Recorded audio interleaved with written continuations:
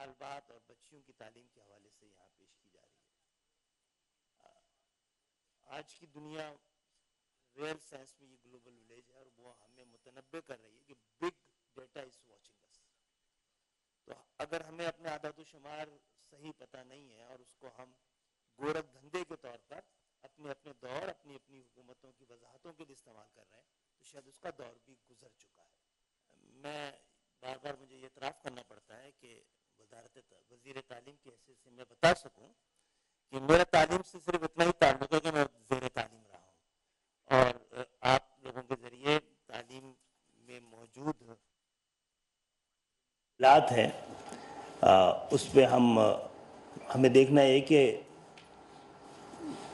تاریخ ہمیں یہ سکھاتی ہے کہ دنیا میں کبھی بھی کوئی ملک تنہا ترقی نہیں کرتا ہے، اور جب بھی کرتا ہے پورا خطہ ایک ساتھ کرتا ہے۔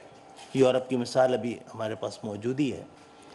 تو ہمارا خطہ بھی 40 سال سے ترقی کر رہا ہے، اور ہمارے پڑوس میں جو آبادی کی جائنٹس ہیں وہ ٹیکنالوجی کی جائنٹس ہیں۔ یعنی آبادی لائبلٹی نہیں ہوتی، اس کو ایسٹ بھی بنایا جا سکتا ہے، اور ہمارا ایسٹ کیا ہے اس پہ بات ہونی چاہیے۔ کنفیوژن اس لیے نہیں ہونی چاہیے کہ جو ہمارا دین ہے اس کی تعلیمات اور احکامات لفظ اقرا سے ہی شروع ہوئے ہیں۔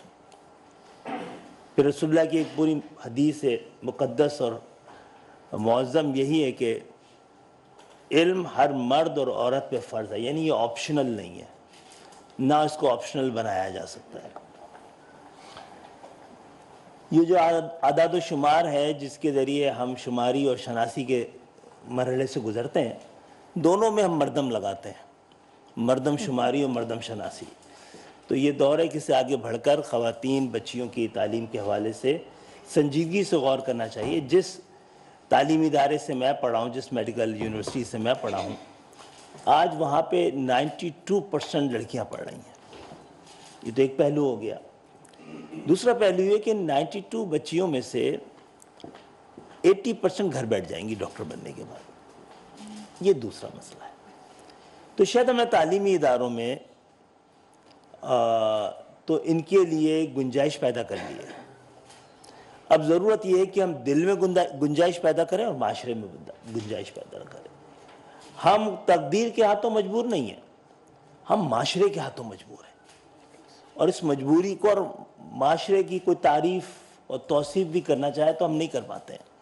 یہ تو مجھے لگتا ہے ایک پرسپشن کا نام ہے جس کو کہ ہم نے اپنے ارد گرد پھیلایا ہوا ہے۔ تو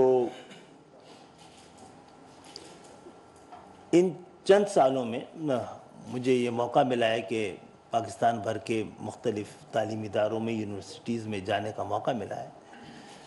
تو صرف تعداد کا مسئلہ نہیں ہے، معیار کا مسئلہ بھی ہے۔ ہر 15 گولڈ میڈلسٹ میں سے 12 لڑکیاں ہیں۔ تو آپ کو تو ایک جہاد کر کے یہ پورا کا پورا اس پرسپشن سے لڑنا ہوگا۔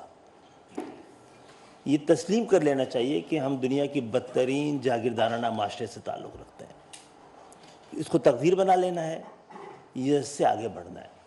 یہی اعداد و شمار آج کی دنیا میں طویل المیعادی منصوبے بھی تیار کرواتی ہے، فوری مسائل کا حل بھی دیتی ہے، اور میرا خیال ہے وسائل مسئلہ نہیں ہے، ورنہ سندھ سب سے امیر صوبہ ہے اور وہاں کے انڈیکیٹرز آپ دیکھ رہے ہیں۔ تو ہمیں تو اپنے دین کی انٹرپریٹیشن سے لے کر اور اپنی سوسائٹی کے مزاج تک، جو یہ لوگ یہاں بیٹھے ہیں اس سے زیادہ ذمہ داری کسی کو نہیں لیں۔ آئیے اس کو ایک نئے پہلو کے ساتھ دنیا کو بھی آشنا کرانے کی ضرورت ہے۔ اس وقت پاکستان میں 14 سے 18 کروڑ کے قریب نوجوان ہیں۔ دنیا کی کتنے ہی ملکوں سے زیادہ بڑی آبادی ہے۔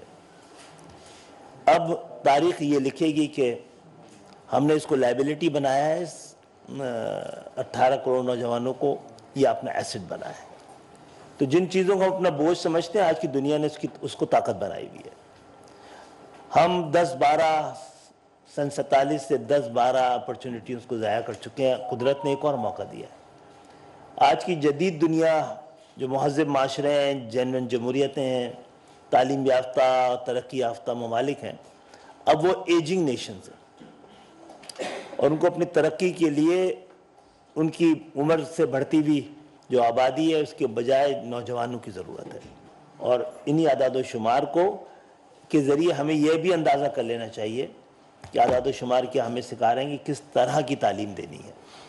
کہ ریاست نے، مملکت نے جس بچی کے ہاتھ میں ڈگری تھما دی ہے، اسکوپ تھما دیا ہے، نشتر تھما دیا ہے، لیکن ان سے یہ سہولت اور یہ امانت واپس نہ لیں.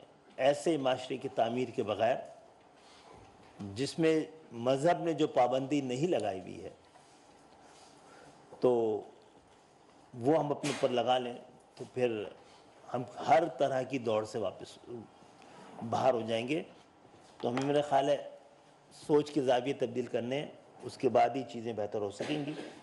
اور ہمیں ان رپورٹس کو لے کر دنیا کو یہ بھی بتانا ہے کہ یہ نوجوان آپ کے لیے بھی ہمارے لیے دونوں کے لیے بڑی اہمیت رکھتے ہیں.